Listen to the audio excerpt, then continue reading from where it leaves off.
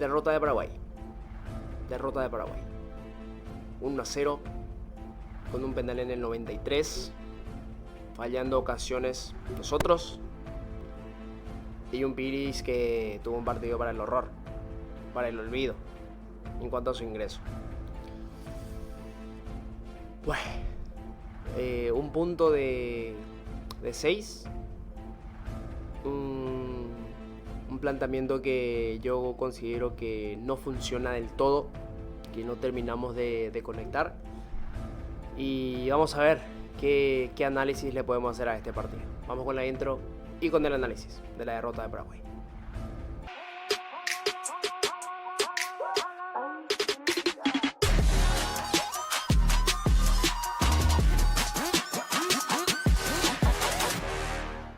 Bien, vamos a comentar entonces lo mejor de este encuentro en cuanto a lo que se refiere a la selección paraguaya, que empezó con este equipo titular, ya lo tienen en pantalla, y la presencia de Richard Ortiz en el mediocampo, sustituido por Diego Gómez, o sustituyendo a Diego Gómez. Después también en este caso la nueva presencia de Sosa, Ábalos y Almirón arriba, que sí generó mucho peligro contra Perú, y un poco de este tridente en el segundo tiempo, sacando a Ábalos en el segundo tiempo. Primer tiempo que fue aburrido, la verdad que muy poco para destacar de Paraguay. Creo que no tuvimos remates al arco, hubo uno creo de Almirón que se termina desviando. Un Paraguay que no asociaba a sus hombres arriba, porque Ábalos recibía y estaba muy solo. Sosa recibía y Ábalos estaba ya corriendo de él. Almirón por el otro lado muy lejos, mismo caso cuando Almirón recibía la pelota. Y mucho para generar en ese aspecto no teníamos, porque Richard tampoco se soltaba, en este caso Richard Ortiz. Sí lo hacía Villasanti, que estuvo en todos lados, para mi gusto de lo mejor de Paraguay en esta derrota. Villasanti, que estuvo con un despliegue físico impresionante, corrió durante todo el partido, uno de los puntos más altos que podemos citar de Paraguay, junto con Sosa nuevamente. Almirón no tuvo su tarde. Me gustó mucho también el trabajo de Richard Sánchez cuando ingresó en el segundo tiempo, que nos cambió la cara a la hora de generar fútbol, porque tuvimos más llegada, porque teníamos más dinamismo. Y como les decía, un primer tiempo donde no pasaba nada, donde estábamos 0-0, donde el equipo de Venezuela generó algunas oportunidades, donde apareció en este caso Carritos para tapar algunas pelotas. Después, en cuanto a generación de fútbol, como les decía, mucho distanciamiento entre el medio y la delantera, más con Ábalos que intentaba aguantar, o cuando intentaba bajar pelotas no estaba nadie. También les digo, bajar pelota entre comillas, porque no bajó prácticamente ninguna, no saltaba, no usaba el físico, le terminaba ganando siempre los centrales de Venezuela. Y yo creo que nuestro mejor pasaje fue en el segundo tiempo, y justamente antes de recibir los 2 goles, en este caso el primero que fue anulado y el segundo de penal obviamente, donde tuvimos a Richard Sánchez más suelto, donde la primera que genera Richard Sánchez tiene un remate mordido, pero una muy buena generación por la banda derecha. Robert Rojas, que levantó el nivel en el segundo tiempo con las proyecciones, con las asociaciones con Almirón. Después, cuando en este caso terminó siendo sustituido por Iván Piris, creo que obviamente ganamos más proyección al ser un lateral, o esperábamos ganar más proyección, pero no teníamos la misma llegada en ese sentido. La manejamos bien con Villasanti, con Sosa, Cubas, que levantó un poco también en el segundo tiempo. Lo de Villasanti, que ya le citaba que era lo mejor de Paraguay, o fue lo mejor de Paraguay en este partido por su entrega, por su despliegue. Creo que sí él siente la camiseta, en cuanto a lo que se refiere a la entrega y la recuperación de las pelotas.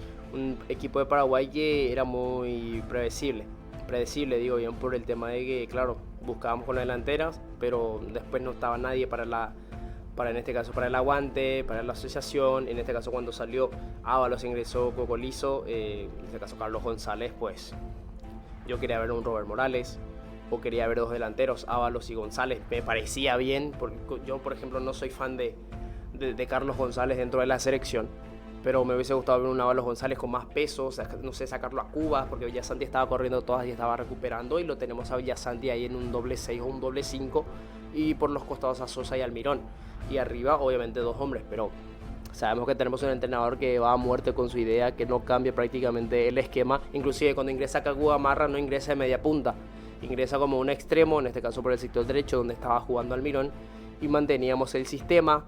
Generamos algunos remates, el tiro libre de Richard Sánchez, el tiro libre mordido de Richard Sánchez. Kaku, cuando ingresa, tuvo una muy buena asociación nuevamente por la banda derecha, donde le pega mordido. generamos oportunidades, si bien sin tanto peligro porque eran remates que no eran tan buenos, pero generábamos y llegábamos y buscábamos, ¿no?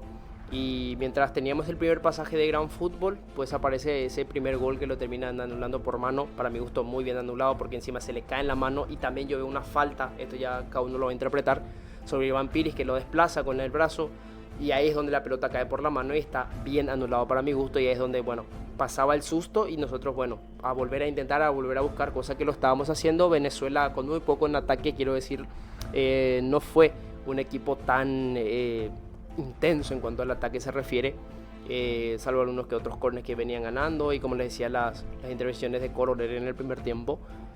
Y bueno, aparece nuevamente el buen pasaje de Paraguay, ahí aparece la jugada de Kaku que les comentaba, el remate que intentábamos justamente al borde del área y aparece la acción de la mano de Iván Piris, que es mano, acá nadie discute eso, de mano clarísima de gol de Rondón para el 1-0 en el minuto 93.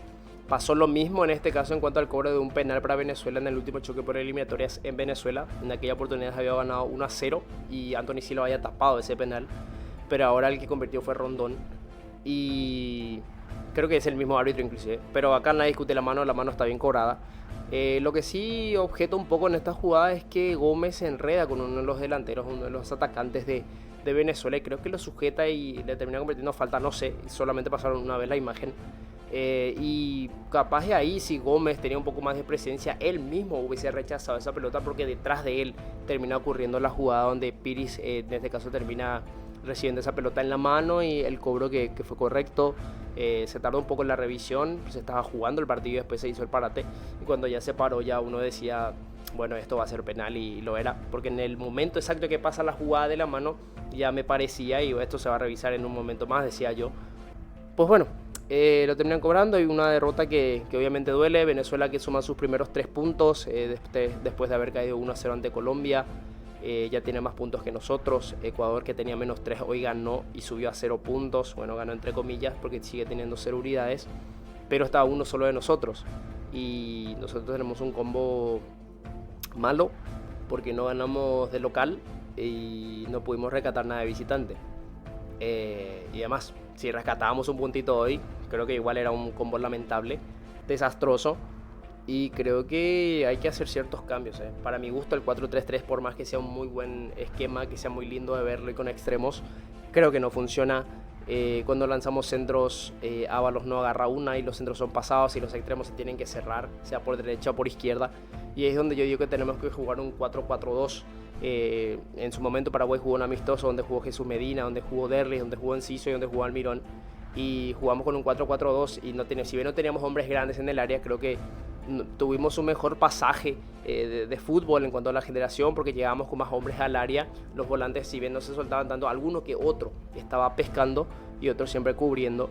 Pero ahora con el 4-3-3 Richard Ortiz en el primer tiempo no se soltaba, se queda mucho con Cuba, así el que hacía el traslado, el esfuerzo y tal era Villasanti. En el segundo tiempo, con el ingreso de Richard Sánchez por Richard Ortiz, en este caso Villasanti se soltó más, estuvo aguerrido en todo el partido, como les decía.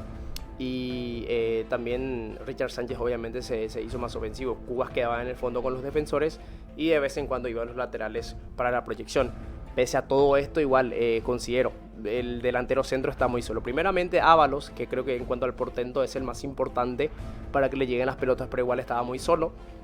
Y en cuanto a lo que se refiere fue con Carlos González, no sé por qué hoy no entra Morales, por ejemplo. Y era un partido para Robert, creo yo, para apostar en los espacios, un delantero rápido que tiene gol, porque Venezuela iba saliendo, y si bien tenía dos portentos, el cambio era en este caso sacar un volante y meter un delantero, pero tenemos, como le dije anteriormente, un entrenador que es fiel a su idea, a su esquema y que no arriesga. Y esto es un poco preocupante, ¿verdad? Lo de Guillermo Barros Esqueloto y lo de, en este caso, la selección que se va dejando puntos en el inicio. Sí, es el inicio, hay más cupos, pero como le decía, en eliminatorias anteriores estábamos entre los 3 últimos al final de las eliminatorias. Y los 3 últimos en este año no van los 6 primeros y el séptimo, octavo, noveno y décimo afuera. Y si seguimos a este ritmo y si no arriesgamos y si no conseguimos en este caso obviamente ganar, pues lo del Mundial se nos va a complicar bastante. Una derrota que obviamente no sé si duele, ¿no? Porque últimamente estamos muy como que ilusionados con la selección, pero siempre que pierde nuevamente es más de lo mismo. Y por ese lado, una derrota más. Bueno, otra más, ¿verdad? Que decimos, que obviamente nos molesta, que nos da rabia, porque en este combo considero que tuvimos pasajes de muy buen fútbol, muy marcados contra Perú, muy superiores. Encima, Perú con uno menos. Lo tuvimos de momento hoy contra Venezuela y no pudimos marcar ni un solo gol. Y preocupa porque encima no metemos más hombres al área y los delanteros que metemos no están rindiendo. Ábalos lo intenta, sí, pero no es determinante. Carlos González lo intenta, sí, pero es mucho menos que Ábalos inclusive. Y no sé, la verdad que es una derrota más, que obviamente fastidia porque la selección va mal y tenemos un punto de 6 posibles, cuando muchos calculábamos o 4 de 6 o en este caso 6 de 6 de ser posible, porque son rivales directos Perú y Venezuela, y en el próximo combo, si mal no estoy bien, enfrentamos a Bolivia junto con Argentina, que hoy justamente le ganó a Bolivia. Y bueno, los rivales directos hoy han perdido. En este caso Uruguay se frenó, perdió con Ecuador que subió a 0 puntos después de haber tenido menos 3. Uruguay se quedó en 3, Argentina ya con puntaje perfecto. En un rato creo que juegan Chile y Colombia y Chile, no recuerdo la localía.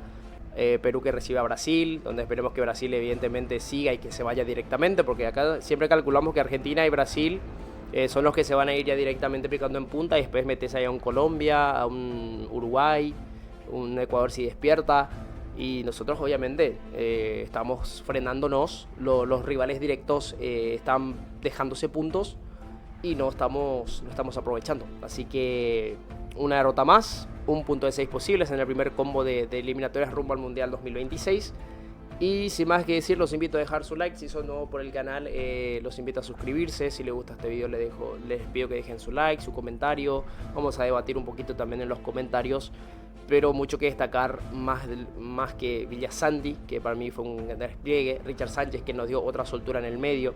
Y también en este caso el ingreso de Kaku, que creo que metió ciertas pelotas, y ni qué decir lo de Sosa, lo de Ramón Sosa, que nuevamente fue desequilibrante, que lo intentó, que buscó y que ya está siendo uno de los valores más importantes. Veremos cuando se vuelva a acoplar Enciso, si cambiamos un poco el esquema, si seguimos de la misma forma de cómo hacemos, porque estamos descubriendo ciertos valores, pero también estamos sacando la conclusión de que otros nombres no dan la talla para jugar en la selección. Así que sin más que decir, ahora sí, me despido y nos vemos en el próximo análisis.